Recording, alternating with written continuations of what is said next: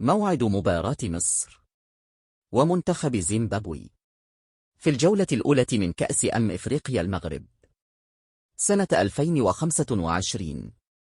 ستلعب هذه المباراة يوم الاثنين 22 من دجنبر من العام الجار على الساعة 9 ليلاً بتوقيت المغرب وتونس والجزائر، والساعة 10 ليلاً بتوقيت مصر والسودان، والساعة 11 ليلاً بتوقيت السعودية وقطر والكويت وسوريا والعراق واليمن، والساعة 12 ليلاً بتوقيت الإمارات وعمان.